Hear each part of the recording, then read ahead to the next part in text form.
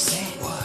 What's that sound? Where? It's aliens and they're living in your town. Damn. They have arrived. What? They're all around. So many aliens living in your town. Are you scared? Hello, weirdos out there in Weirdo Land. The band is back together, and boy, oh boy, do we gotta talk. Mr. Beckett was out last week. The reason why we didn't do a podcast. Blood in, blood out. If we're not all here, fuck it. We're not doing it. I like it. But I appreciate it. I felt bad because I was looking forward to it. So what happened to you?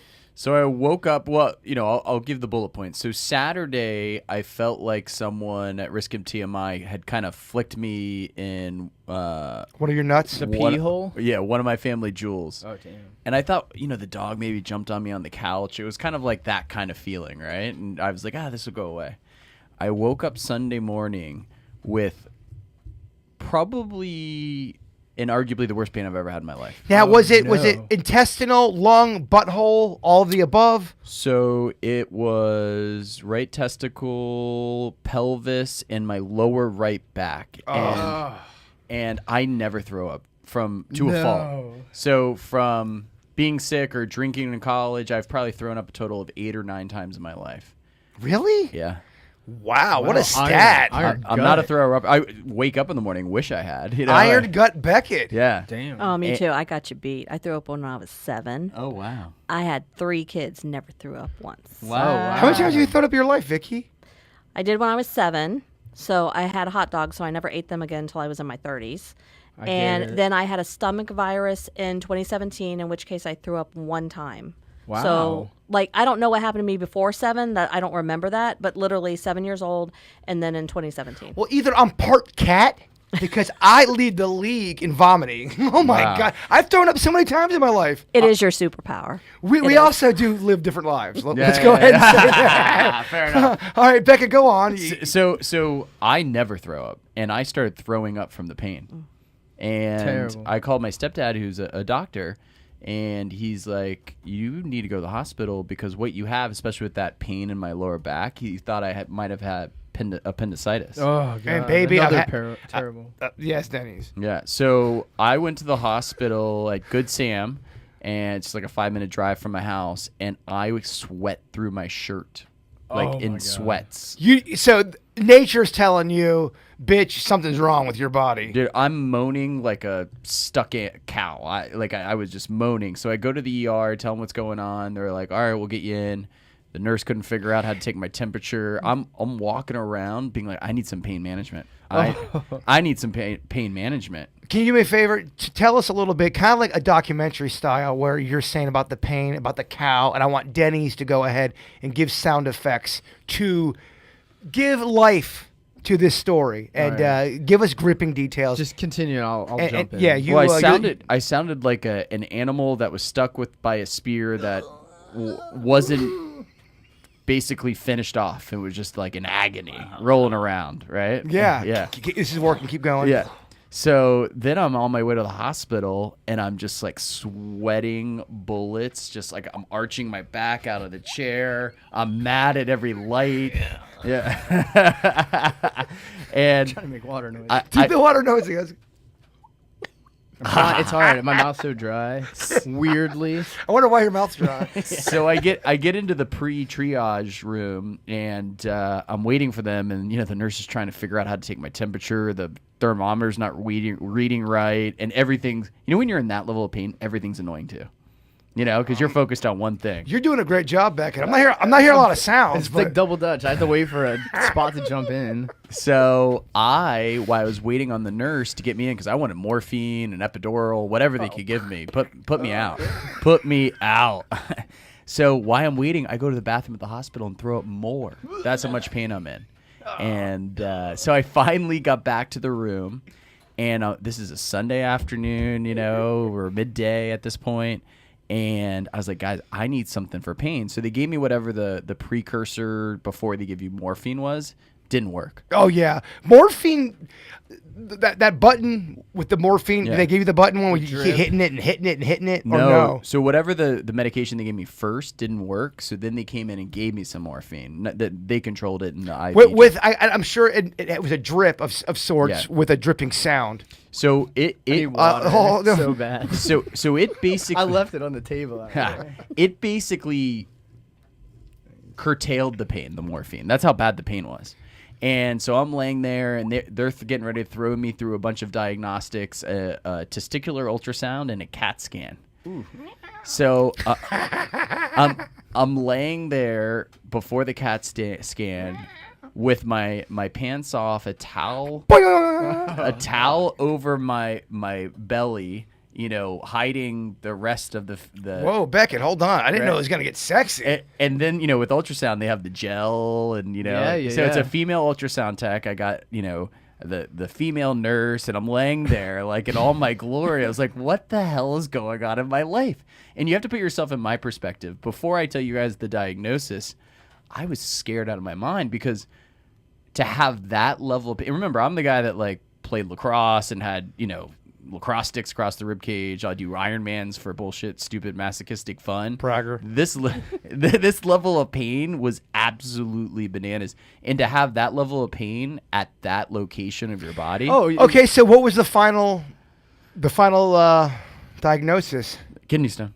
Kidney stone. Kidney stone. And what the nurse told me, I told the nurse, I was like, I'd heard sides that kidney stones are painful and annoying, but no one conveyed to me how bad they were. She goes, it's interesting. I have guys come here all the time with kidney stones, and they say the exact same thing to me. I was like, we need to start a support group. Like, we need to get this figured out. Vicky, you're hearing tales of dripping. You're hearing morphine, stones of kidneys. Thoughts? The reason why it shocks men so much is because they haven't given birth. Damn, gender wars back on.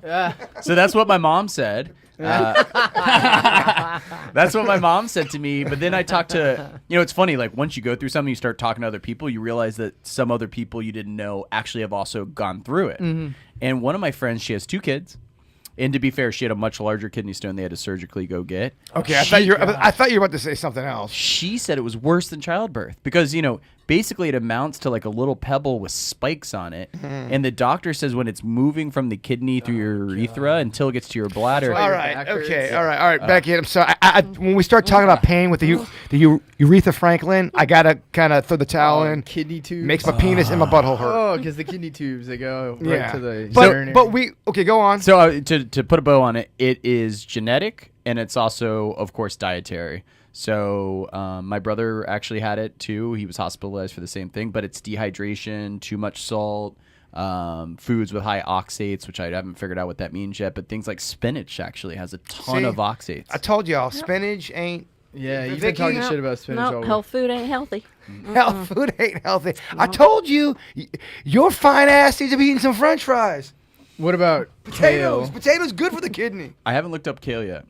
I bet. Kale. You think it's got All right. oxides? I got to get this back on track. Kale is not good.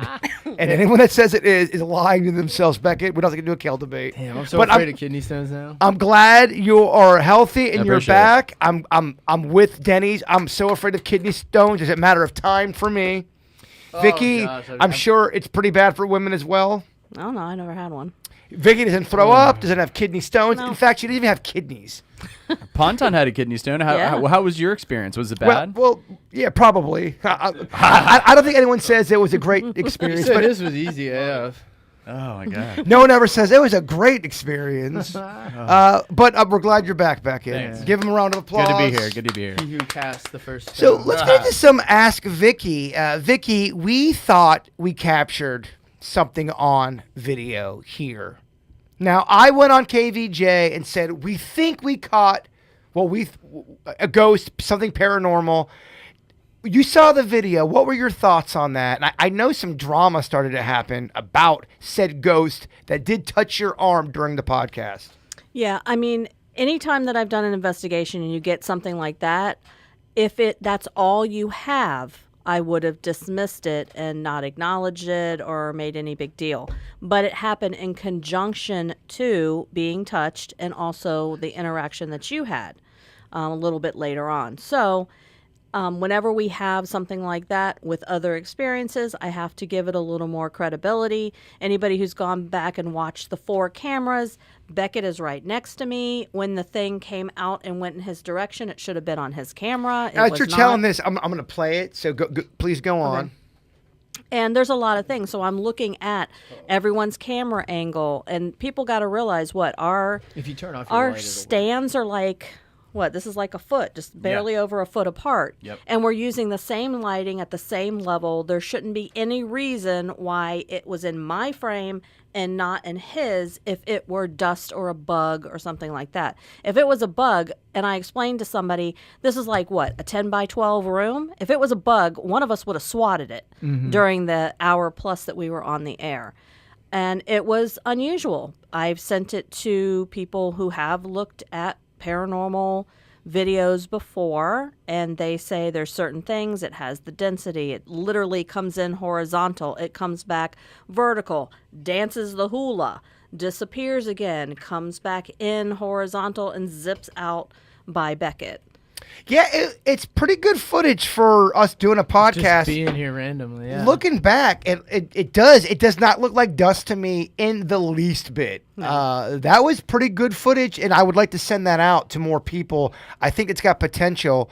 The other people wanted to know too. Remember when the Osbournes were supposed to watch our footage? Do you know what happened? People keep going, I'm looking for you guys on the Osbournes. You won't if you accidentally blinked. You would not have seen it. They did not show the entire clip. They only showed a little piece of it, which it wasn't that large in the first place. They should have went ahead and played the whole thing. And Ozzy said it was a dog or a cat. Hey, fucking dog. Sharon. Hey, boy. Hey, Walter? Yeah, no, it's whatever, Ozzy. All right, well, that's that was it with the Aussie. Yeah. that's fine. Prince of Yeah. Darkness. Well, That's we'll fine. keep sending out some shit. Joe Ponton's got the audio recording right now because the house has been very active. Now, I don't know if it's because my brother's here, I've got family in town, but it's always pretty active around here. A lot of times I don't bring up the stuff that goes on because it's kind of the same stuff, If I bring it up on KVJ TV, oh yes, something woke me up and grabbed me. It's the same shit. But that's pretty steady here, Vicky. Right. And I tried to be nonchalant, but people who watch the show very closely, before the thing zips in front of me, they see that I'm like, what's going on? And then after it touches me, you can definitely see the point where this thing touches me because I'm like, and I'm looking around, trying to find a logical. And my face, this is why people say I can't play poker, because I do not have a poker face. When something happens, you can tell it. Poker, how do they know her? Okay, how about this, though? Somebody may say, Ghost comes into the podcast, it's running amok, jumps on your arm right next to Beckett, then all of a sudden, Beckett's got kidney stones. Can ghost or spirit, paranormal, anything like that, can that lead to health issues? And I'm not talking about your typical insomnia, which would lead to a sore throat. Can it cause medical issues, kidney stones, appendix, all that kind of shit? Long-term exposure to an active house, especially if something might be negative in nature. If you don't believe me, watch Amy Allen. She will be the first. Amy Allen on Dead Files. She has often told people that these spirits here are literally making you sick. So that's long term. It flying by Beckett for 2 seconds didn't give him a kidney stone. You don't think it nicked his nut No. Do you don't think it went in his kidney and became a stone? and his Aretha Franklin? Kind of just run amok, run askew and awry. Oh man! Oh, I'm just thinking about kidney stones. It's crazy. I don't want to think about it. Oh, I wish I could forget. Let's think about the Rolling Stones instead. All right. If they got that close, I hope it was the Lady in White. Lady in White is carnal, Vicky. So that kind of goes to my next question about the Lady in White. I have a lot of questions from the people about the Lady in White, and they want to know if me and you line up with our thought process about the Lady in White. I've talked to y'all about how she is this Lady in White. I get the vibe, the feeling she's from the 20s or the 30s, from that va-va-va-voom kind of era. And I get that she likes a drink, she likes a smoke, and she likes a poke. but she also loves music, and she does feel possessive. Are we on the same paragraph/page when it comes to that lady in white? If we can call her forth, is what you're saying? Can we make her manifest? Well, do you think what I'm saying? Oh, I think all the aligns- criteria. What I'm yes. telling you, does that also align up with what you kind of feel? Yeah, but I also think that if we were to use our energy properly, we could probably make her manifest. She's a powerful In enough some way. entity, you think, with her personality? Yeah, and especially with her obsession with you, there's a good chance that we could get her to manifest in some form. What makes her obsessed with me? And I'm putting insert Beckett. What happens in a situation where a ghost gets fixated on somebody where they're going, all right, I like this guy, I like this woman, I want to fucking, show up all the time, maybe show a little ghost titty? I mean, I'd like to pump your ego, but it's probably just that you're open and you can censor. Oh, yeah, you don't have to give me fake ego. It's kind of not that look, different from the bar. Yeah, look, Yeah. if she's just here out of convenience, I mean, I get it. Such is life, Denny's. But I do feel while she stays here, she goes, I don't know if I want to leave. This guy's got a bit of an edge. He's Also weird. sounds like real life. But you sense that when I say a carnal kind of a va-va-voom, Yeah. do you know what I mean by that? Right. And do you sense that as well? She definitely seems possessive, for sure. And would you, because another question people keep asking, go, well, Bird, you have women in and out of your house, and I'm talking about not people that I'm dating, just women in general, loved ones, friends. Does the ghost kind of know what women to be sus of? And because she may not go after you because she doesn't think we're going to be romantically Right. involved, or she may go after you because she knows you're a female and you're close and you've got some FaceTime with me. I've never thought that she would go after me. I never thought that I would be a victim. It didn't hurt me, whatever touched me. And there's also multiple theories people have tossed around as to what we actually saw. I've had people chime in and say that what we saw may have been an elemental because of the way it moved, because of its size. It could have been, to put a reference like a Tinkerbell type thing. So an elemental, a nature spirit, a fae. There has been also a couple people that have come to me and thought it was my mom. And she was trying to either get my attention or try to protect me. I don't believe it's my mom because my mom was not a showboat in life. I don't think she'd be a showboat in death. So that one I've kind of eliminated. But the size and the way it moved, it's possible that it's an elemental. We got a good question in the chat room. Aaron says, I think Jay Bird is using his mind to manifest these things. Now, I think it's a great question and a great comment. I don't believe that, because if that was the case, anybody can manifest anything. Let me manifest a woman made of $100 bills and she leaves them on my ground.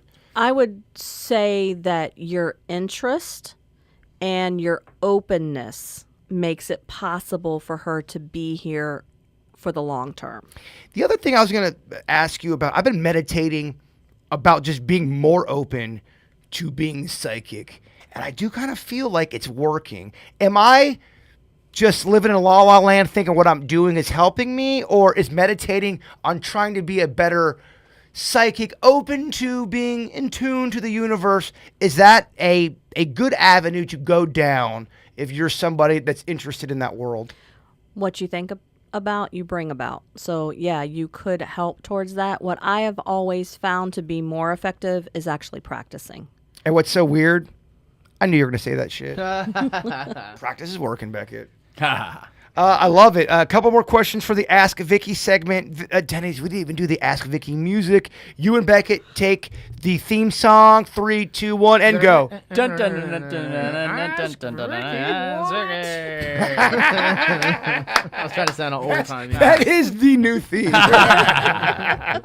We have to take that audio, and that will be now your new theme. I love it.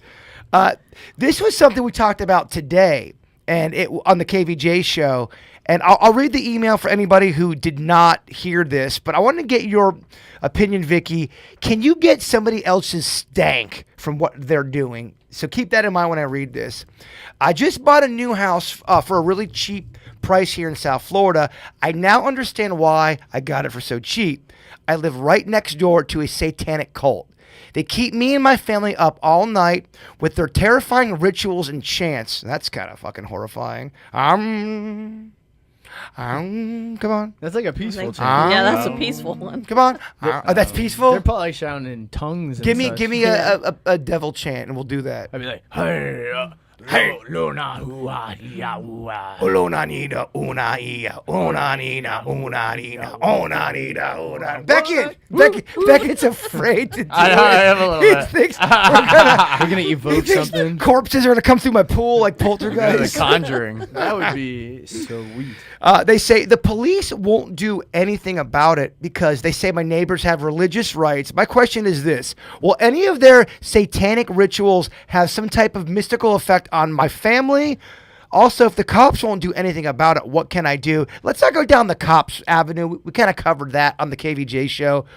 I want to cover people doing weird shit where they are trying to invoke spirit and it is next door. That's not something that can bleed over? Yes, it is. Unless you put a boundary around your property. Maybe 2 weeks ago, I watched a special, and it was about a house in Saginaw, Michigan. In the 1970s, early 1970s, this family started randomly having all this poltergeist activity, and I mean severe poltergeist activity.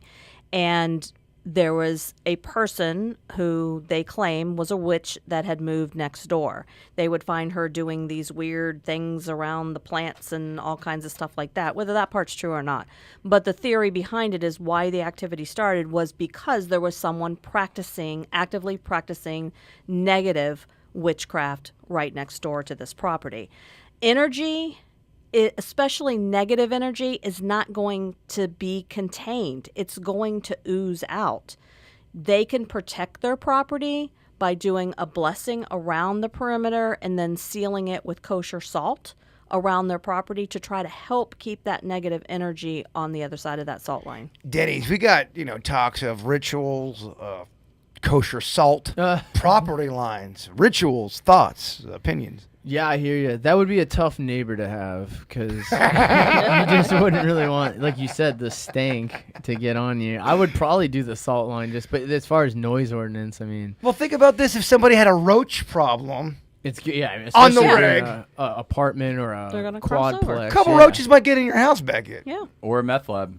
Meth lab's another big problem. Yeah. You may want to try meth if your neighbor's making it. No? I think the contaminants leak through the air. Yeah, and you might get blown up. and you can get exploded. Virginia's father, I forget what state, it might have been Kentucky. Kentucky. Yes, they were living next door to people who were making meth to a point where I think it exploded. Then It the cops happens. came. They had to move. Or they'll abandon the property and they leave all the chemicals there and it F's up everything. In real estate, if there was a house that had meth in it, it basically has to be demoed. It gets in the drywall. It's horrible. It really does mess up. everything. I went to visit my brother when he was living up in New Jersey. I swear to you, the motel that I stayed at had meth in it. There was a ring of drugs in the sink. The comforter smelled of sin, sadness, and death. That's every motel. It was awful. Denny's, it was awful. No, it sounds it. Vicky, we got one more question. When it comes to unsolved murder cases, do the victim's spirit try to give you clues of who committed the murder? For example, there's 3 cold cases here locally that I'm obsessed with. I would do anything for answers. Obviously, one's the Rachel Hurley case up in Jupiter. Do spirits typically do that? They almost like a movie, Ghost. They're leaving little nuggets to try to get you to solve the case, or is that just fucking movie wishful thinking? I would assume it was a spirit when I helped on the down low with a case in northern Palm Beach County. The victim showed me how she died. She showed me the vehicle that the perpetrator was driving, showed me what was in the bed, because it was a truck, showed me what was in the bed of the truck, and showed me the general area where her body was. And that came to be true, everything, all that? I was 2 miles off. Wow. 2 miles off, because she had showed me like this fence with this gate, and I described like the gate and the fence or whatever, And the only difference is I was on the wrong side of 95, so that accounted to about 2 miles. If you had to, someone goes, a terrorist breaks in and goes, Vicky, you must predict when Jaybird will die. Could you get there and try to predict my age of death? And would you be confident that you could get 2 miles, so to speak, within that time frame? If your death were medically related, I'd probably be more likely to be accurate than if you were murdered. I'm not making the 60s, am I? I don't think I'm making the 60s, Annie's. Nah, you got a lot of years left in you. Man, that's my Braveheart. That's my pep talk guy. I love him. Most peaceful guy. I mean, it's going to be shorter if you keep stepping on these stools. Yes, I was stepping on some stools before the podcast and almost died. Vicky, great job on Ask Vicky. Very good stuff. Great questions from the people. Keep them coming, and I love it. Do you guys know Project Bluebeam? Have you ever heard of Project Bluebeam? Jaybird, why don't you ever talk about Project Bluebeam? Yeah. Are you doing something for the government? Stop covering up the truth. Speak about Project Bluebeam. Project Bluebeam, it's a conspiracy that there's going to be a world order. Basically, they are making, the governments of the world is going to make a fake Armageddon, a fake Jesus is coming, a fake alien invasion to try to get everybody on the same page because everyone's going to be scared shitless to create now the one and ever long. So why did they change the name to Bluebeam? When did that come about? Because Project Blue Book is different because Project Blue Book is about the alien reports, and those are legit reports people would write down. Project Bluebeam is a conspiracy theory that the governments are trying to create a fake. For example, you go outside, you see aliens coming down from the sky, or even a Jesus coming down the sky. People think that the government's going to make they have technology, a fake version to freak everyone out, scare them into submission, then to kind of control and reset society. I mean, it's not a terrible plan. It would probably fool a lot of people. Vicky, you're It didn't work with COVID. We did not come together. We did not become submissive, especially the United States. Other countries may have been more compliant, and it should have brought us together as a United Nations that we were going through this and it didn't work. So if that's part of their plan, they better come up with a really good thing. And I see what you're saying from a certain point of view, and then I would say it's a little different. A COVID, the COVID pandemic, which turned political extremely quick. Within, I would say, 6 months, it was so divisive about masks and people didn't believe it. I think that's different because you have talking heads talking about human ideas that, okay, if Beckett's, a governor of a state, and he's talking about COVID, I'm over here going, well, he's a human. He's talking about human things. He could be lying. If you could believe that there's Armageddon going on, Jesus comes down, UFOs are in the sky, that to me is slightly different than a pandemic, to where you may get more people going, we got to band together. We got to fight these UFOs. I know what you mean. I think a lot of people would, at this point, they would be way too cynical. They would think that it was all made up. I think there's a lot of people that would not buy into it at this point. Absolutely. You lose 30% of the population immediately. Billion percent. I'm so with you on that. And some people, that's just opposite day. Like if their party was in office, they would probably be for it. Then the other party gets in office and they have to be against it. So if you got California to be all kumbaya, then Texas is like, no, we're going to shoot it down with our guns. Just like as an example, I agree with Vicky. I think it's, yeah. Project Bluebeam and Project Blue Book are two different things, so you guys know. I know there's some confusion in the chat room. Yeah. Gotcha. The Blue Beam is the conspiracy theory of the New World Order that's taking place. I mean, if you took a hologram or whatever technology you want to use and you made a Jesus reappear in the deserts, people would Middle- lose their in the Middle fucking East, minds. It would go insane. People would go insane. AI image creation with voice production. But I'm saying not through a video, like it's projected over people. Yeah, that's what I'm saying. They're- outside and amongst the people, and they're filming it now with their phones. Like, what the hell is this? The theory is that it would look so realistic in the sky, where your average would think it's person real. wouldn't question it, going, "Oh my gosh, Jesus is coming down." Now, again, this is a conspiracy theory, and I'm just answering that email. And I thought it was a good topic because we've tickled upon it, but the fact that you guys don't even know what it is makes me think we really haven't talked about it. I think that we much. talked about it once, a long time ago, because Yeah. it sounded vaguely familiar. Major conspiracy theory. What are you guys' thoughts on the whole New World Order? There's just such a select government that's controlling everything. Yeah, or they're saying that there's going to be a reform and there's a new government that becomes the New World Order. But they talk about the Illuminati and all that They've shit. been talking about it for so long. Do you think that's even a possibility?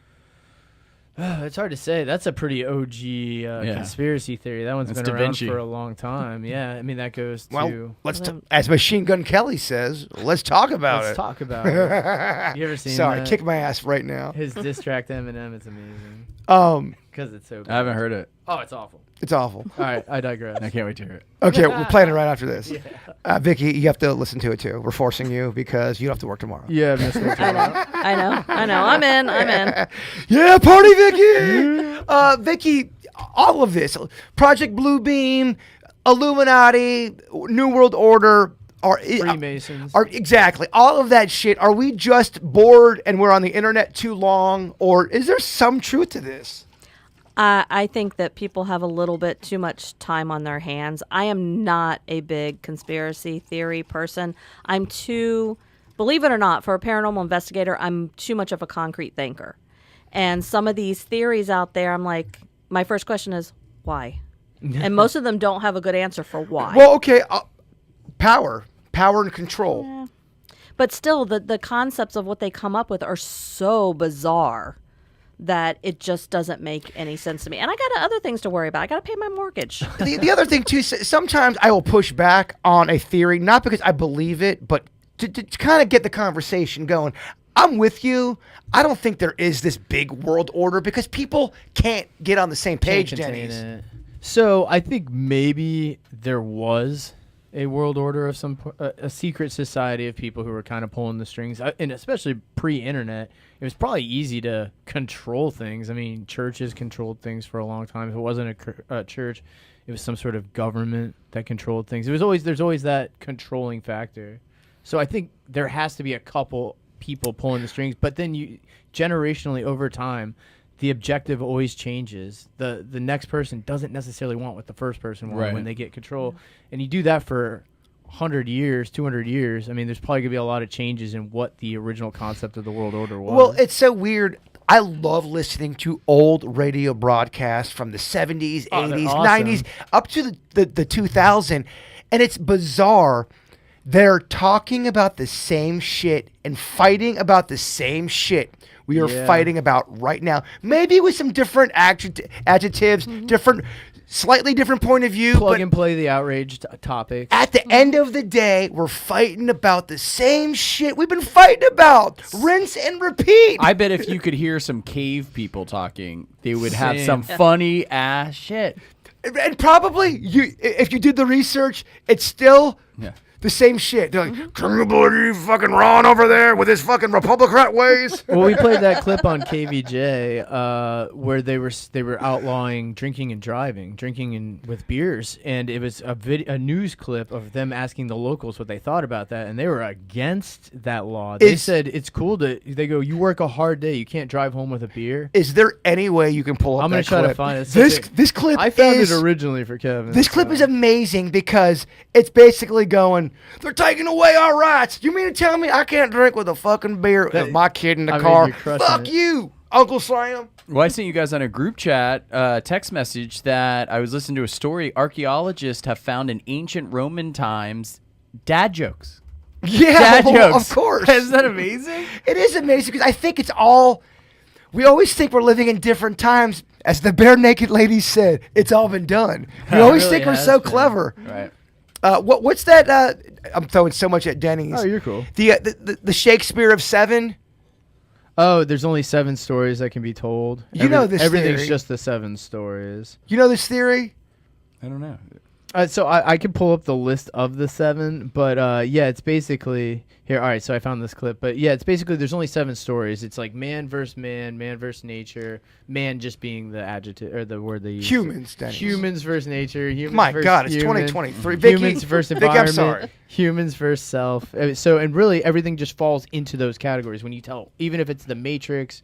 Or even if it's just a standard tale, they all fall within those categories. It basically says it's just plugging and playing the info that's in them. humans really only have 7 basic themes of storytelling, and you can't get past those 7. That's true. So I'm somewhat ignorant to it, but isn't it true with maybe music writing? You had to have certain elements of it, like in terms of a beat, a protagonist, and there's probably got to be similar elements. There is, but I think what is cool is there is a ceiling for no matter what.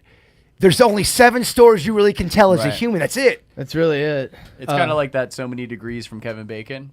It's 6 exactly degrees of separation. It's exactly not like that. Yeah. Come on, Beckett. Here, I think I found that clip. Still, any attempt to restrict drinking and driving here is viewed by some as downright undemocratic. It's kind of getting common is when a fella can't put in a hard day's work, put in 11, 12 hours a day, and then get in your truck and at least drink 1 or 2 beers. They're making it laws where you can't drink when you want to. You have to wear a seatbelt when you're driving. And pretty soon we're going to be a communist country. It's from 1980. People have been screaming communist country for so Dude, long. they said the same thing. Well, that's my point. 60, 70, 80, communist. They're saying the same We're just stuff. losing our freedoms. You constantly. nailed the character, though. I was. That's what I was Kudos. You nailed the character. Okay, well, thank you. You said I, it just like. I'm listening to that clip along. 'Cause JD, all right. I love it, but yeah, they're so outraged that you can't drink and drive. What's next? You can't punch a man for no reason because it pisses you off?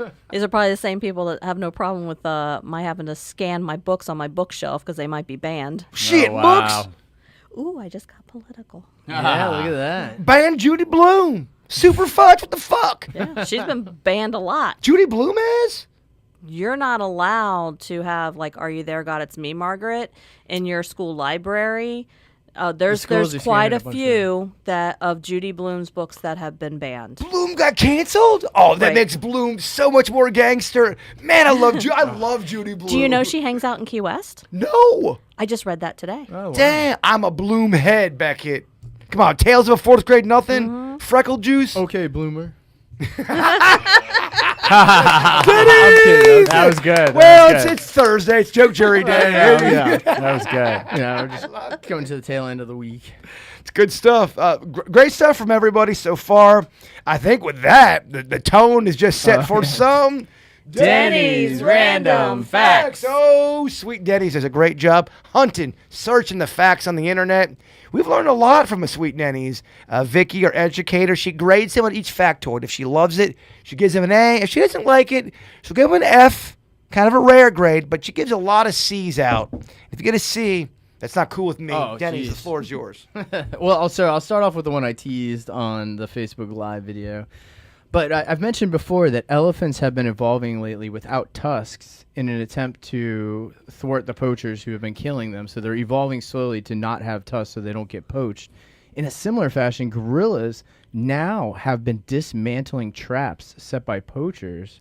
They've evolved to the point now where they're taking apart the traps because they've seen them for so many generations. That is That's cool. fucking awesome. Fantastic. Yep. Finally Vicky. fighting Oh, yeah. back. Yeah, that's an A. To me, that's an A plus. I couldn't believe that. They're Yes, fighting back. Smart, man. Now, next step, catch the poachers in the traps. Then that's an A plus. Oh, if they make their own traps, that's the next step. They'll make their they own use traps that out of trap, our traps. redesign it, and catch the people who Yeah, designed the trap. but now we're in a POTUS situation. Planet of the Apes. Planet of the Yeah. Apes. So this isn't necessarily a random fact, but you mentioned you were talking murder earlier in one of the scenarios. Really? with I was Vicky. talking- I was talking geez. murder? Surprise. Well, so I found this site called Murder Accountability Project. And I stumbled upon this by accident one day looking up another random fact. And then I went to bookmark this and I forgot about it. But I figured I'd mention it because when you mentioned it, I found the website real quick. But so I guess compared to last year, murders went down. So in 2022, murders went down compared to 2021. I guess there was a big spike in 2020 and 2021. Murders went through COVID, you know. A lot of that stuff, I think people are stressed out. So murders went up, but then they went down, and that was the random fact I was looking up. But then it found this site, Murder Accountability. I guess they came out with a new software, and only 57% of the murders have been recorded with the Bureau. And they're blaming it on that the new system's complicated and it's taking the people a long time to get used to it. So there's technically a 43% of murders that weren't accurately reported last year. Weird, right? So this site came up. It's called Murder Accountability. They're trying to find the missing cases that were not reported in the last year because people are still adjusting, I guess, to this new NIBRS system. This is why I don't believe in conspiracy The human theories. error, man, is so great. I think we give people too much credit. I think that overall, we're wicked smart in some ways, and we are dumb as shit in other ways. Murderdata.org if you want to read about it. Well, that's why I have a tough time with certain parts of history. And I'm not one of those people that wants to deny anything, but we can't even get it right in real time. So I'm going to take the account of ancient texts and old-timey texts of what the fuck happened. I'm not saying it didn't, but it does make you think, yeah, humans, they've always had an agenda. Always. What's real, bruh? Right. What is real? And I don't want to be one of those people that argue everything. Well, I wasn't there. How do you know it's real? Because I think there's some ways of really validating and making sure you know it's real. But there is something to be said. We've learned a lot. And I don't know if everything we've learned is completely accurate. We've got these ideas of things. I always go back to the Amazon. There's no lost cities in the Amazon. Yeah, there is. We just get things wrong a lot, Denny's. I'll show you an example of human error. So in the mornings, we go to work super early. So you kind of sometimes get that late crowd they're probably up all night and they're still up. And then you get some of the people that are going to work in the morning. So when I turn out of my neighborhood and I get onto Military and I'm driving, there's a pretty good chance somebody's going to come flying up on me and want to go around me. I'm just waking up, so I'm going slow. But there was a cop at the light. The light turned red. His light was about to turn green. The guy behind me flew it around me and floored it through the light. And I was like, oh, sweet, there's a cop. Finally, there's going to be justice. The cop was on his cell phone. Didn't texting. see it. Didn't even see that his light turned green yet. Probably sexting. I You don't want know. this flat top cop? But there's an Dick? example of 100% that guy totally sexting. broke the law. He was definitely sexting. But that guy totally broke the law right in front of a police officer. But then the human error, nothing against the cops, but humans are humans. I look down at my phone occasionally. I'll miss things.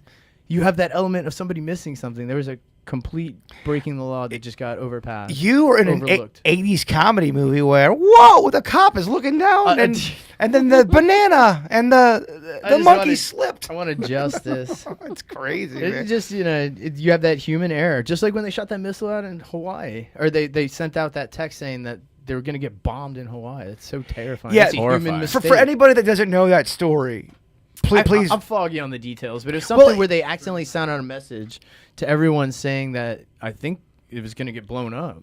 Yeah, no, people bomb thought, threat of people in some sort. Hawaii thought there was a missile coming towards Yeah. the area, and they're going, oh shit, oh my God, I love you. I cheated on you, I'm so sorry. Oh, imagine. Yeah. Never mind, I was there. kidding. And it was just an accident by humans. It was an Yeah. accident. I mean, jeez. Yes, again, I don't want to tear down the whole fucking foundation. I just ask questions where you go, all right, I mean, do we really have the accurate writings of the 1600s? Do we really know what this shit was going on? It's important to ask questions. It's important to ask tough questions. That's why the whole founding fathers had this idea of an adversarial press, right? And Congress's oversight. It's right to ask questions. Well, the press was originally to keep the politicians honest. Yeah, exactly. And what happens is that when you try to say something that you have a theory to be true and you take questions as something being fact, there's just as much proof for a conspiracy being fact as it sometimes it's stacked against it for being fact. Well, right? there's a whole thing too, and I get it. The person that asks a lot of questions is considered annoying. They're a roadblock. They're a roadblock of the flow of things. If you're asking questions and you want to get something else done, you're all right. I don't want to keep answering Beckett's questions, but to Beckett's point, you do have to ask questions to understand what the fuck's You going have to. on. Your What do whole we life. what do we do in court to try to do our best of our ability to find out the truth. You ask We questions? ask a lot of questions. Beckett, you can't handle the truth. Did you order the cold red? Well, you want me on that wall. Need me on that wall. Who's gonna do it? You, Lieutenant Weinberg. Is that one of the best scenes ever? I fucking watch it at least once a month. He does. It makes me want to be a lawyer. It's a great. Only that scene though. Just that scene. I just want to go. I just want to be a lawyer for about 10 minutes and go, objection, Your Honor, and they go, this is ludicrous. Come in, Your Honor, and then Kangaroo court. get thrown out. Yeah, I want to have an outburst. I want to Get him outta slam here. my hand, and then you can't handle the truth, you code red fuck. I think that this is how I settle on the scientific process and science and reasoning, right? It's kind of like the weather, right? The weather, when there's a hurricane coming, everyone is glued to the Weather Channel. And they know that sphere of confidence is likely pretty accurate or very accurate, or sometimes it might be a little north or it might be a little south. But people know it is the best educated guess using data, science, research we've done in the past, experience we have in the past to do it the best. That said, does a weatherman sometimes say it's going to rain in the afternoon and it doesn't rain? Mm-hmm. Yes, that doesn't mean we throw the Weather Channel and my AccuWeather app out the window. So just because medicine or a leader per se got something wrong doesn't mean you throw the baby out with the bathwater, if that makes sense. You still have to go with a kind of a triangulation of facts. So you just don't look at the scripts that existed in BC. You also use archaeology. Yes. And you say, hey, these scrolls corroborate what we're finding in archaeology, right? And in the tree rings of the time that this took place and whatever. And then you start to have a working theory and an educated belief system, if that makes sense. Paint a picture. Vicky, a response to Beckett's monologue. Triangulation. A. Yeah. It was very. I mean, he's right. It's very well put. No, I completely agree. I see what you're saying. I think that's... what are you smoking right there, Mr. Beckett? It's a little nicotine. I've been stressed out lately. Oh, man, I'm sorry to hear that. Daddy was a Rolling Stone. Yeah. Baby, get all the nicotine you want. You've earned it. You've earned it. All right, Denny's, you're crushing it. A couple more. So I found this insane, but I guess not so much. If somebody tells you to close your eyes and picture a beach, you hear the water rushing, you see the trees swaying, you see the sun setting. Can you visualize? What do you see? Do you see a photograph in your mind's eye? Do you see a picture of that? Or do you see words? Do you see words that say sunset? Do you see words that say... If you don't see anything, I see a moving picture. I So don't you see a photograph. I see it moving. But you see a moving picture. You Right. can visualize. You can close your eyes and visualize something. You can make Right. something appear in your mind's eye. Can everyone do that, Yes. Mr. Beckett? Can make it, yeah. You can think as well. How about you, Mr. Bird?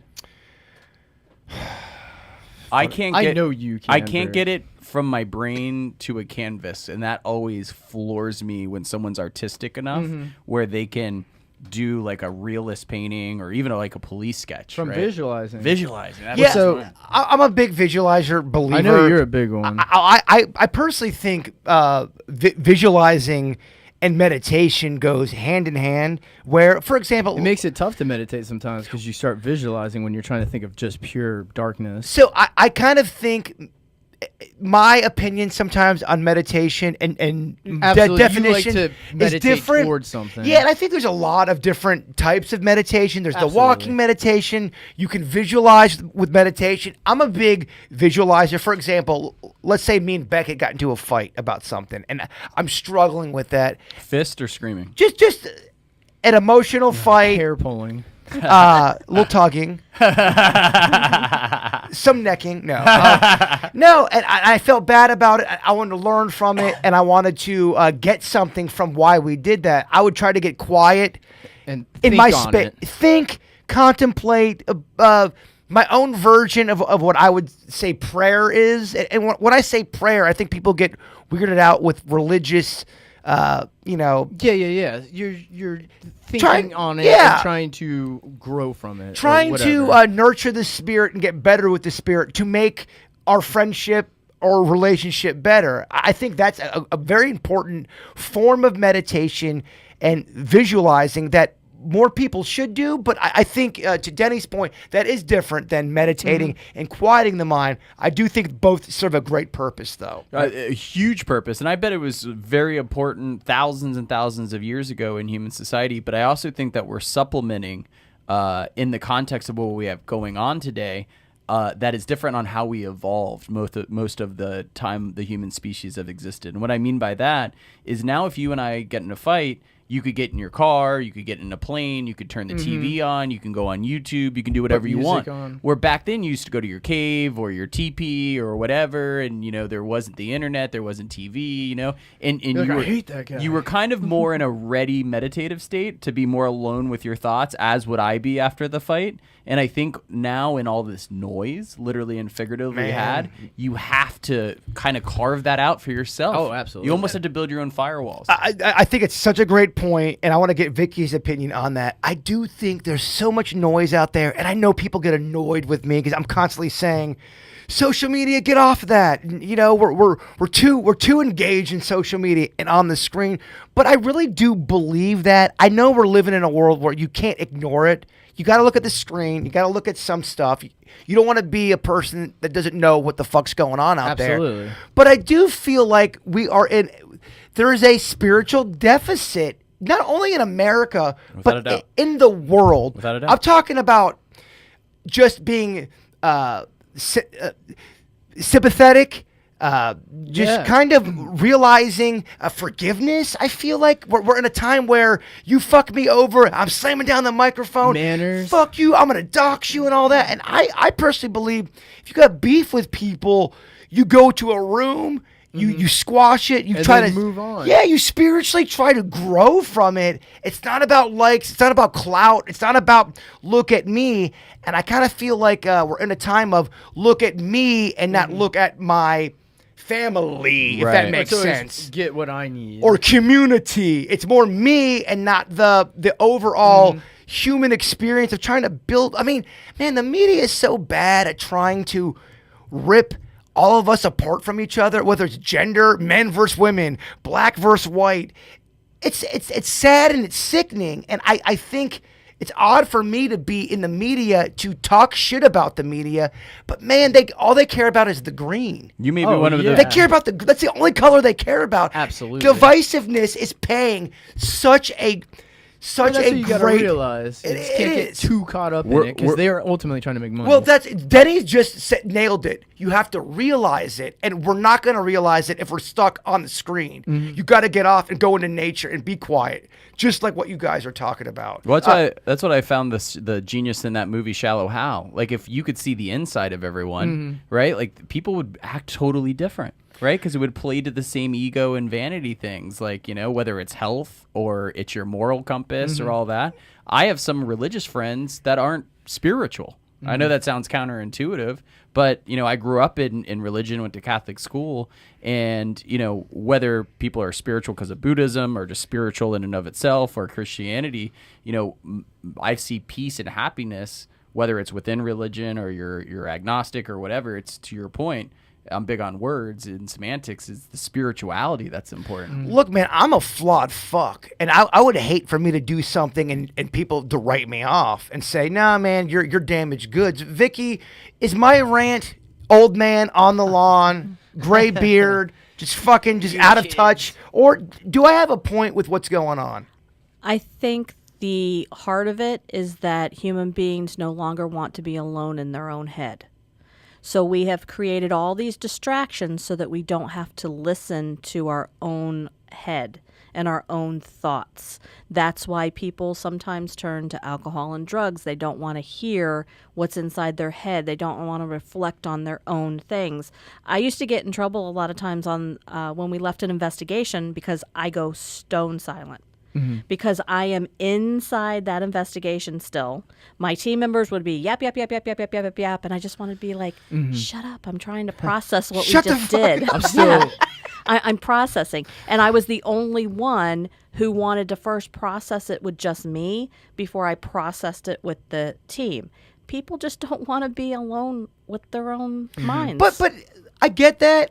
I don't want to wake up at 3 o'clock in the morning.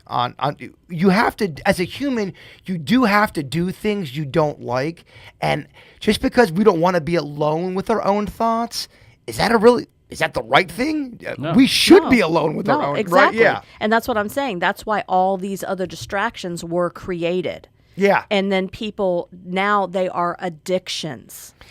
It's hard to do self-awareness or self-analysis, Denny's. yeah. Why is that? I mean, because you live it. You're the quarterback. It's every decision made is yours. You can't scapegoat anyone else. You have to take 100% responsibility for that. That's And if you look back on your stats and your 70% losses, and a lot of those losses are because of what the decisions you've made. Sometimes that's hard for a person to deal with that. Well, absolutely, especially if you enjoy things that are detrimental to your health. Which I Unfortunately, can I get a hell yeah? Well, I'm saying I think humans by nature just like About detrimental a shit. shot. It's weird. I Humans are do. attracted to detrimental relationships. We're attracted to detrimental substances. When we're young, we're invincible. We're detrimental situations. We'll put ourselves in these. We're just weird. Humans are the only freaking creatures I know that continually put themselves in detrimental. So I situations. agree. I think that humans, as a law, are attracted to stimulation. Yes. And some friends that are girls have found that they were always looking for the bad boy, because of their relationship with their father or whatever, because that was a trigger in a nefarious way, but it was stimulation. But when they met the right guy that didn't trigger all their insecurities, that was their person, that was their soulmate, and it finally stimulated them in a positive way. It's like someone that smokes cigarettes and can't quit, but then they want to run a marathon. They start running. Now they're stimulated by the running, and they're like, sure. ew, cigarettes gross. We find new things that It's replace habits with It's a other new ones. stimulation, and it's a healthier stimulation. We get things that we like, and humans just want it nonstop. Vicky, why do we love the bad shit? Because it feels so good, Denny's. But it does. You're letting go. Why do we love it, Vicky? I think it is. When you're talking about the bad boy thing, I definitely have that complex. I never had a problem. I had a wonderful dad, no issues there, no daddy issues. I almost think I was born feeling guilty, and I had such a great childhood. And as I grew up, I'm thinking, well, that's not fair because I had all these friends that had these horrible, messed up It's childhoods. almost like survivor's guilt. Yeah. In a way. Yeah. You are a true psychic because we have a guilt email. Oh, okay. Yeah. Dear Jaybird, I admire how you talk about some of your mental demons at times. I've had a hard time expressing myself that way. I've decided to email you. I struggle with guilt, something awful, in a way where it's really affecting my life. It's paralyzed me to a point where I can't do anything anymore. I'm not enjoying anything. I've tried therapy. It's just not for me. And I'm talking about 6 different therapists. Any advice on how to deal with guilt? I've committed no crimes and I don't do drugs or alcohol. I just suffer from terrible guilt for some reason. Any advice, Kara? I think guilt is... I can speak on guilt because guilt was a big part of my childhood, and I feel like that was a self-taught thing. I come from... My mom was full-blooded Italian. Aunt Ann always lived with me. She's full-blooded Italian.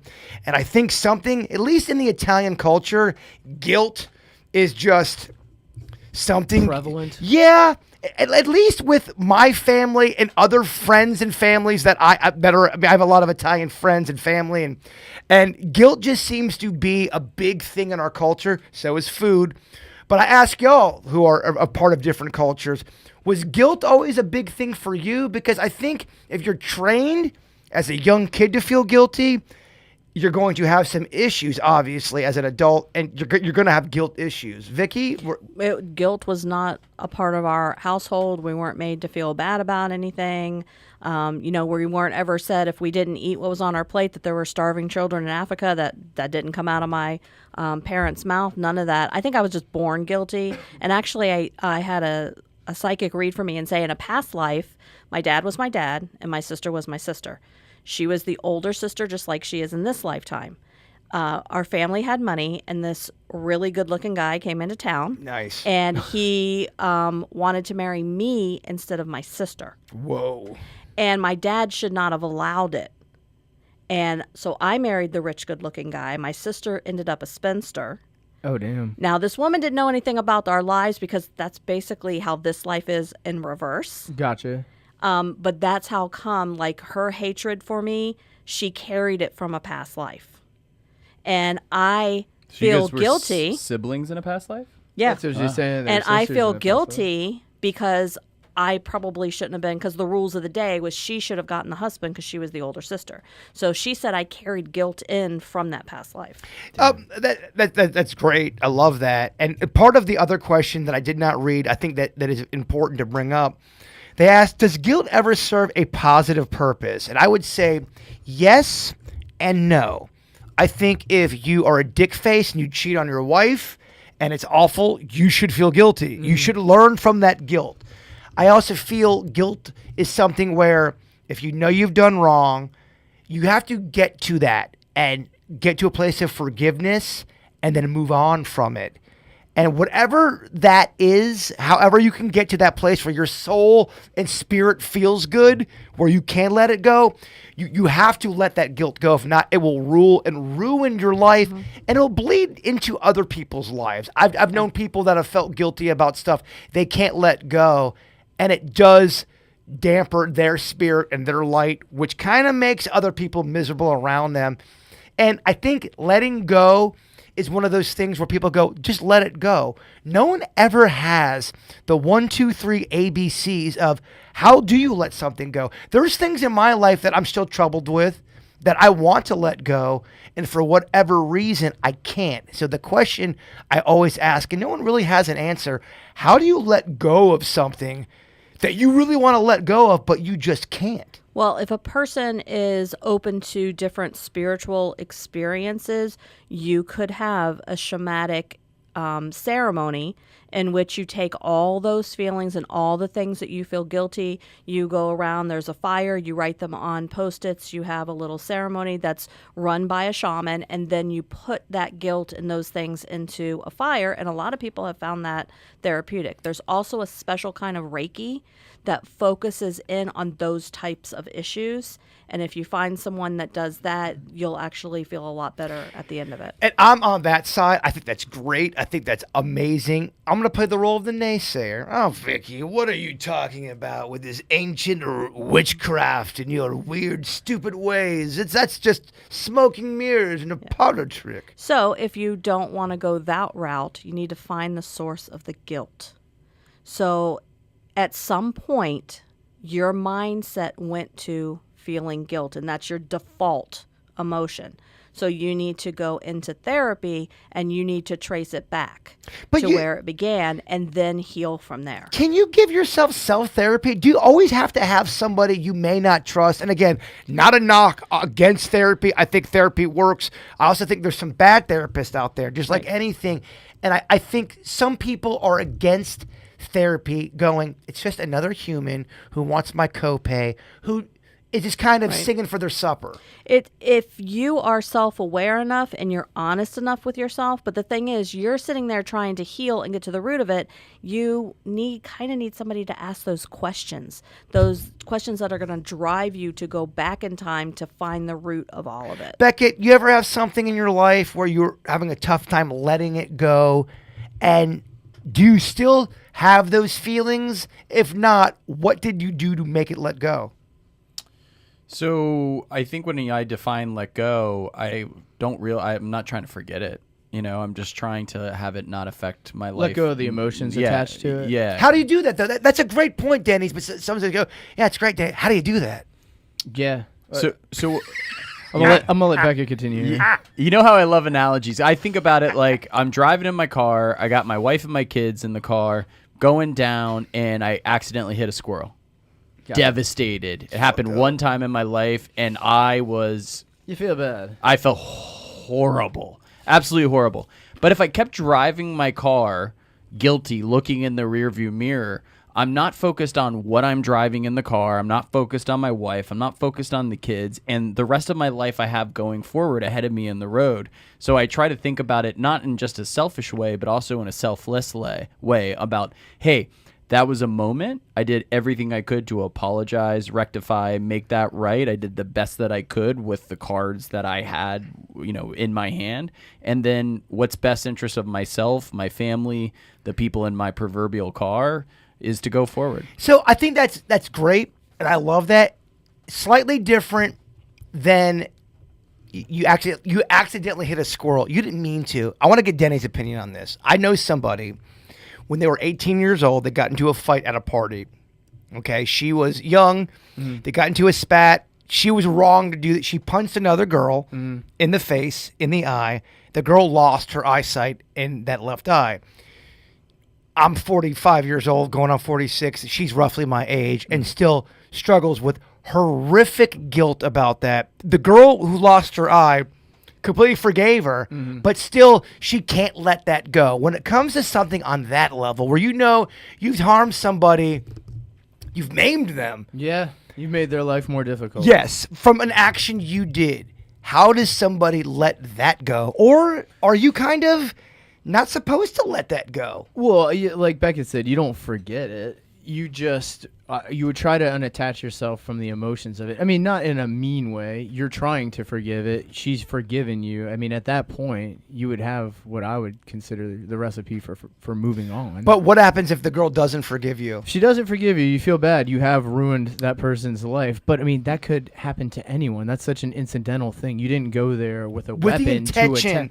To make her blind. I mean, in high school, so you know how high school is. It was freshman year college. Freshman year high school, at my school, there was a kid, Blake, who didn't like this other kid, right? And he went up and punched him, right? Kind of like For no reason? No, they had a little spat once. But yeah, kind of out of nowhere. It was in the middle of lunch, right?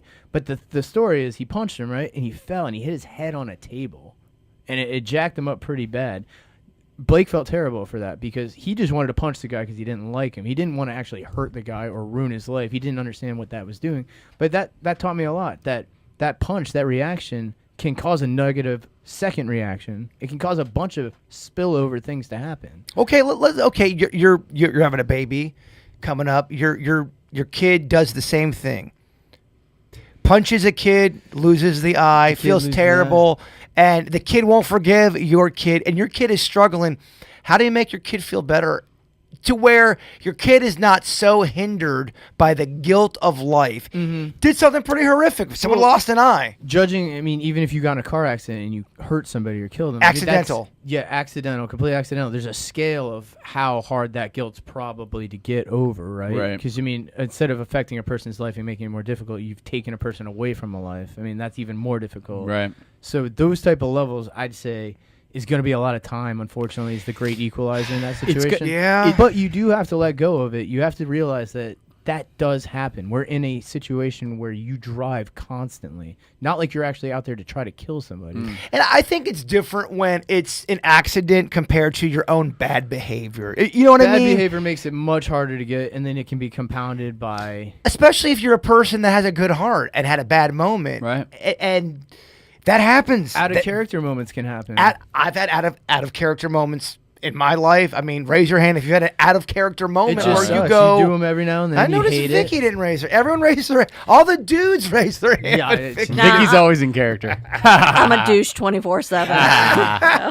Well, I think in life you can sometimes play the victim and you can wallow. And it's tempting to wallow in things. But if you were violent and you accidentally took someone's eye, well, maybe this doesn't fix it perfectly. Maybe this doesn't make you forget it. But maybe you help teach kids conflict resolution. And maybe you save someone's life. It changes your path. Someone's life or someone's eye or whatever. And you actually, not for that one particular person, but in your time here on Earth, you've actually counterbalanced all of that. And that may help a little bit with guilt. So basically what you're saying is there's an obstacle, but now the obstacle has become the way. Well, that'd be a positive use of guilt. You're using that guilt for a productive manner. You go, I feel bad I ruined this person's life. Let me try to stop this from happening to other people's lives. So you're using guilt positively. And you see sometimes that, and I think we've lost our way with locking people up because William Penn started the penitentiary, and the whole idea was to rehab people, right? And a lot of our jail systems throw people in, and they come out equal, if not worse, than when they went in. You know, they were in solitary confinement, X, Y, and Z. They met more people in crime families, X, Y, and Z. But I've also seen people come out that actually do good. You know, the jail experience was like, hey, like, I have apologized. I have made it right with the family that I negatively get access affected. to programs you I wouldn't go talk normally. to kids about being locked up in prison and committing, you know, violent crimes, whatever. And I Well, degrees. That's what happened with Marky Mark.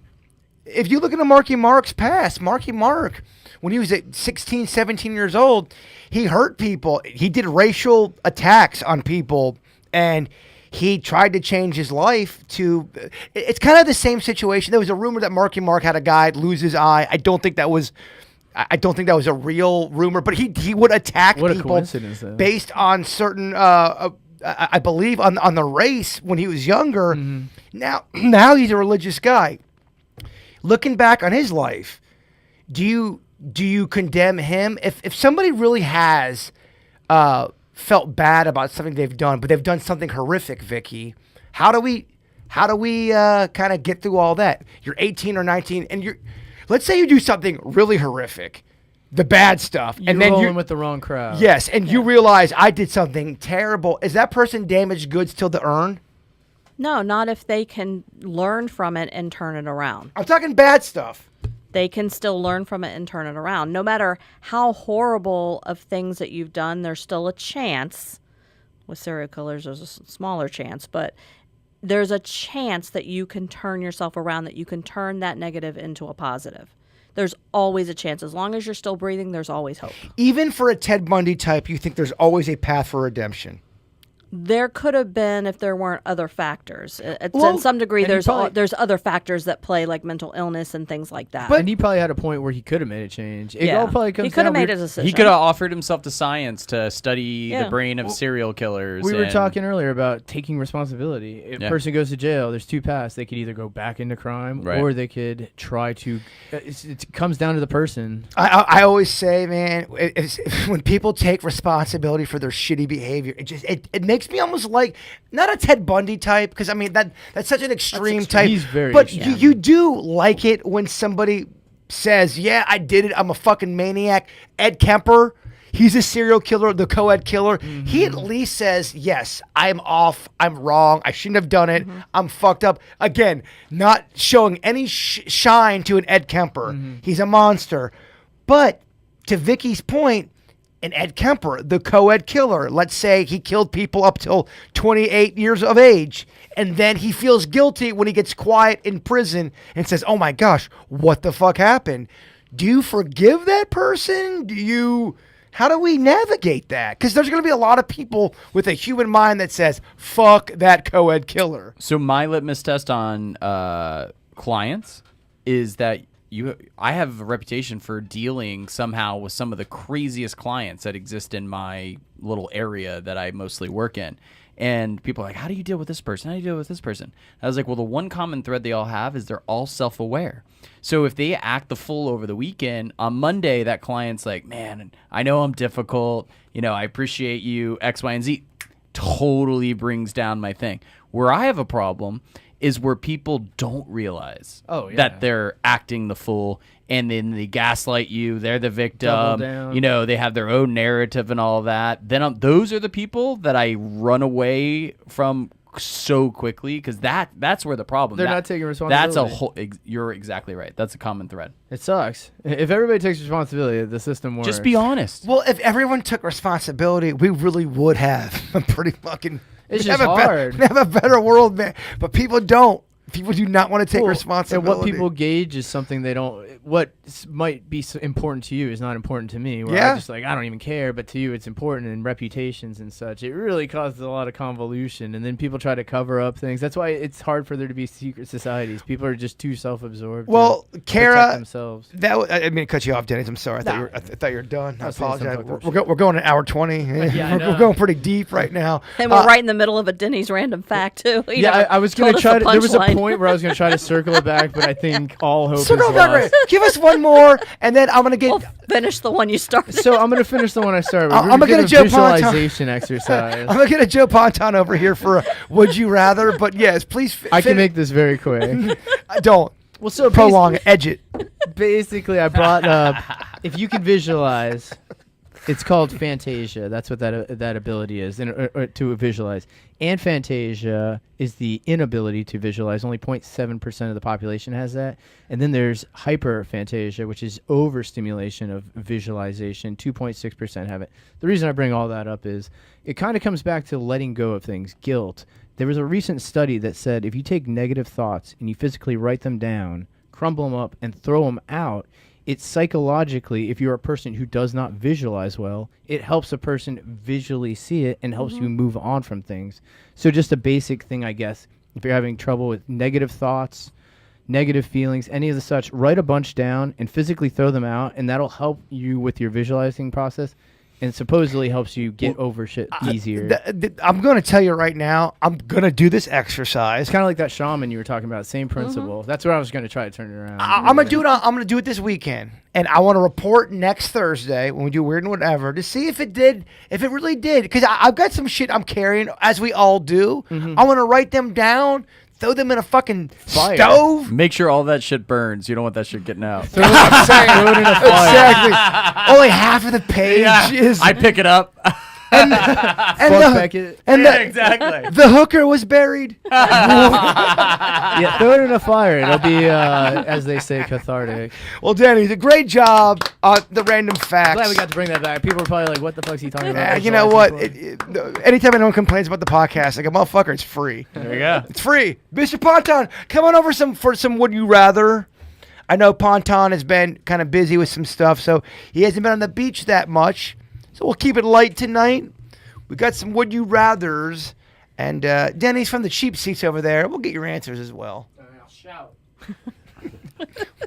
Would you rather, Mr. Ponton, find out life is just a big simulation and we are nothing more than just avatars in an experiment you will never get the answers to, or come back to life reincarnated as a horrendous serial killer wreaking havoc on innocent families? It's fake. There's no way I could kill somebody. There's no way I could come back as a serial killer and. You'd rather find out that this is all some bullshit avatar. None of it's real. Oh, it'd be fun. Yeah. You'd like that? Oh, change the game. I would. Vicky, I wouldn't like it. Fake. I'll go with the fake. You'd want. So you're saying you would, I would rather this all be fake. And you know what? Who's to say we're ever going to find out the answers? And it may all be fake now. Isn't that horseshit? So though? we might be living it. Isn't that horseshit though? Damn, I should let go of this guilt. Yeah. I don't know if we should say that to people because people will be doing some crazy shit if you go, oh yeah, don't worry about feeling guilty. None of it matters. I don't know. I don't want to be a serial killer either. That'd be fucked. Innocent people, because if it does matter, now you have to kind of. Well, how about a serial killer who kills guilty people? Now we're doing some Dexter shit. I'll take a step further. What if it is a simulation? We all end up on Planet X. We're all talking, and we're like, damn, Jaybird, you fucked up that simulation. You know what I mean? Like, Go you know on. what I mean? No, I don't. So Avatar, if we're using like the actual movie reference, is you actually have your soul or being that is actually being placed in another world, right? So if you were the serial killer or you were whatever kind of person, good or bad or indifferent on Earth, well, at some point there is something real to create the simulation. I know this is kind of Inception shit. Very Black Mirror. Right? But you still, like, you know, if we were in a video game together and you were like... I'd fucking crush your ass and strike you out. Grand Theft Auto, and you were just like... you know, burying hookers, you know, I'd be like, dude, we were trying to like capture the flag, you know, like to the car. Like what kind of, I would be judging you in that video game in my rock chair with my headphones. Well, let me ask the panel this. Are we horrified by the idea if we die and there's nothing, or you're okay with that, Vicky? I'm fine. What am I going to do about it? I think that's a cop-out answer. I'm not coming down on you. I get that. Yeah, what am I going to do about it? But I'm talking about on a human level. Does it bother you that there's a chance there's nothing after you die? Not overly. Really? Yeah. I mean, when I was a kid, I thought that when you die, they stuck you in a coffin and you wake up inside the coffin. I didn't, from way back when, I just thought when it was over, it was over. So if there actually is something, bonus. Beckett? I don't think about it that often. Really? But when I do, it freaks the shit out of me that there's nothing afterwards. And the way, like I told you before, like the more you learn, the more you realize you don't know has become kind of the cliche, is that with all of this nuance and stuff in the galaxies and the universe and Earth and nature, it is almost impossible to believe that whether it's aliens, higher powers, gods, whatever the case may be, that there's not something bigger than us, whatever, whoever, wherever that is. And I think it's like the end of Sopranos. It would be such like a horrible ending to an amazing experience that it's just a flat line black. Well, I guess I asked the question to the panel here. Since I was a little kid, I've always been obsessed with why are we here? What happens when we die? Is this just it? On a level where I think about it, since I was about 5 years old till now, on a daily, regular basis, I'm constantly, I don't want to say it's a burden, because it's not, but it's something I think about on a hardcore level of why are we here? What happens when we die? That's not an average person kind of a thing. People don't think about that.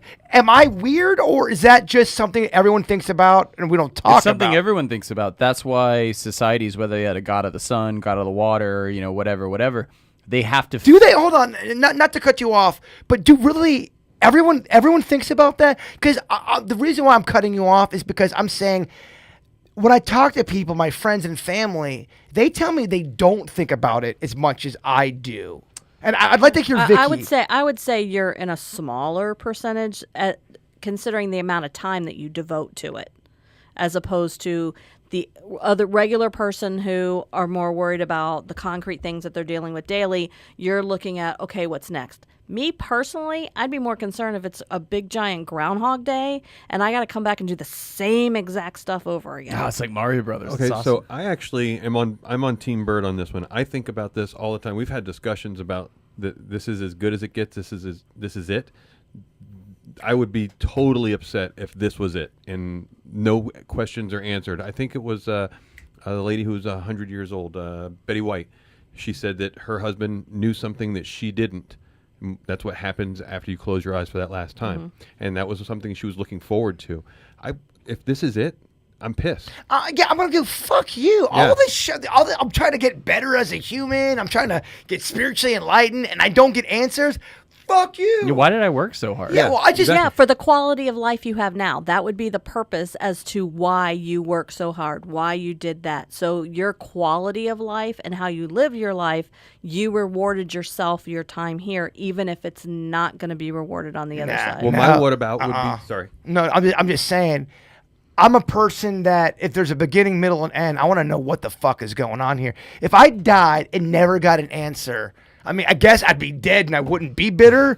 But the human side, I'm going, really? What the fuck? What is it, American Idol? What is this show we're doing here? Well, to bring it full circle, when I was saying corroborating things because of Stonehenge and then the other archaeology and then scrolls and all that, you corroborate it. So if you believe in the paranormal and spiritual, spirits and stuff like that, then that in some ways has to give you an answer that there has to be something else after life, if that makes sense. Like, you're right, you're kind of triangulating your experience. Look, I'm a person, I'm not a religious person, but I do consider myself a spiritual person. I believe in a God, whatever that means to you, because I can see the sun, the moon, the stars, shit that we really can't explain other than definitions and scientists. Oh, yes, in the atmosphere and all that. I get all that. But no one knows why it's here, why it's so detailed. That's fucking crazy to me. Without me smoking a joint, without me having a sip of alcohol, that blows my mind. And I feel like a lot of people, I don't know, they don't talk about that, Vicky. Because most of my friends don't. The two people that I know do are right here in this room right That's now. fucking crazy to me. But it also dovetails into what you were saying. DuckTales. Woo! Yeah. It also dovetails into what you were saying earlier about meditation is I think with all this noise in my assumption or belief is that people a long time ago used to think about it a lot more because they used to have a lot more downtime and they didn't have the internet or whatever. I think that you walk to your Mercedes from your law firm and Mercedes, this motherfucker. You're What an example. So relatable. That's the Audi commercial. They were making fun of the Mercedes, right? Because it was just like the guy in the suit and the Audi person was like living his life avant-garde, right? And people are like, all right, you get the job, you become partner of the law firm, you go to college, you do all these things, right? But, at the end of the day, to Vicky's point, I think we can kind of split the baby and say, at the end of the day, you just have to live your best life, enjoy it to the best of your ability, make yourself happy, make the people you love happy, and let's just all hope for the best, because at the end of the day, we're jumping off that cliff. Whether there's water underneath it or we find a parachute on our back, it's happening. Mm-hmm. Metal Beard Dick in the chat room, we can explain sun and all that. No, motherfucker. Those are definitions. You cannot explain. You can explain what they're made of, Yeah. but you can't explain how they got here to a perfection. So you can explain all the way, as I understand science, you can explain it all the way to the Big Bang. But where do you go from that? But you really can't, though. What caused the Big Bang? But think about the Big Bang Theory. If I take a watch right now and I take a hammer, it goes from organized to chaos because I applied this Big Bang to that watch. How does the Big Bang Theory make sense that you went and took this explosion and turned it into this organized world that we have? Great detail. Exactly, Vicky. I mean, we act like there's not detail to all this shit. Look at a fucking elephant. Hold on. Seriously, though, there's not detail behind this shit. No, it's amazing. Okay, whatever. It's amazing. And there's different levels of intelligence and knowledge on the animal species, and there's the way that the ecosystem works and has evolved and all of that. Organized chaos. Organized chaos. It really is organized chaos. I'm just saying, nobody fucking knows. Anyone that No one says knows they shit. do, beware. No beard. But I think it's great to have theories and faith and have a feeling of things. But as Fleetwood Mac said, go your own way and follow your gut. There you They go. didn't say the gut part, though. That's ad-libbing there. Well, y'all, we got to fucking end this thing. This thing's 7:30. Denny's got shaky legs over there. Mr. Ponton, thank you very much, brother. Denny's, if you don't mind getting on the microphone, I do want to talk to you about 7 more topics. I kid. We do have some fun announcements coming up where we all can get together and meet. We got a snack pack show coming up, and we have a KVJ podcast coming up where I think should people still come to the podcast if they don't have tickets, Denny? Is that the wrong message? Is it the live? people who got live tickets definitely come. Everyone Yes. else, sorry. Hello. I know a couple people that might be there. I can't get a ticket. You will be. You're on my list. I think we got a list where we can grab a couple extra people. A couple extra. They are being dicks about. Really? We did a KVJ live podcast. It's the first we've done in 3 years. So Where? I get So the it's demand. coming up at the Paddock Room at the Kennel Club. It's coming up the 28th, and then It's going to be fun, and we haven't done anything in about 3 years. And the It's free. It filled up really quickly. the weekend prior we're doing the Crawfish Fest 22nd. The snack pack show, and I was going to ask all y'all to come. Beckett, When is Vicky, that? Mr. Ponton. That's the 22nd, Denny's? I believe it's the 22nd. Let me flip the calendar. It's the 22nd on a Saturday. We go on at 4 4 p.m. p.m., yeah. We did it last year. It was such great fun. And It is. we kind of opened up the festival, so there wasn't that many people there. This year, I think it's going to be a lot of fun. Mm-hmm. And Beckett, I'd love to get you on stage. Maybe do a little booty shaking. That'd be fun. Shake that fucking crack, dog. Put me on some auto tune on the stage. I can't. We want you for your body, Beckett. We're going to sexualize you, not for your talents. We were asking because we want Fair Andy. enough. Fair My enough. tambourine. Vicky, if you can get it, I'll buy you a I tambourine. think I have a tambourine. Yeah, you're on stage. All right, so chat room, we are 32 deep right now. Y'all got to be at the Snack Pack show. You got to be. Yeah, absolutely. I'll That was be- gonna be a lot of fun. I'll be deeply hurt if everyone's not there. Up there looking like a snack. Yeah. Exactly. Time to do some local music, y'all. You know me. I am a huge fan of singer-songwriters, especially in the local game here. Me and Denny's knows when it comes to writing songs. Man, it is tough to get people to check out your shit. It is. It's tough to get people to listen to music. Even if you're the best musician, Beckett, people just don't want to take the time to check it out. So we want to focus, highlight people here locally that are writing their own stuff, not getting that shine. Love it. Let's get that shine for these nice, awesome, hardworking people. We got Bobby Lenz and his band 59 Shop. This song is called Reason for the Night. Sammy, his sister, sent that in. She's in the KVJ Grimsley movie. Yes. So we're keeping it all in the family here. Y'all, thank you for listening to the podcast. This is Reason for the Night by 59 Shop. If you want to follow them on social media, they are at 59 Shop Band. I don't know. I'm sure it'll pop up if you search it. Insta TikTok. Whatever it's called. Insta-tick. All right, guys. Be well. Be safe. We love you all. And Bigfoot is real.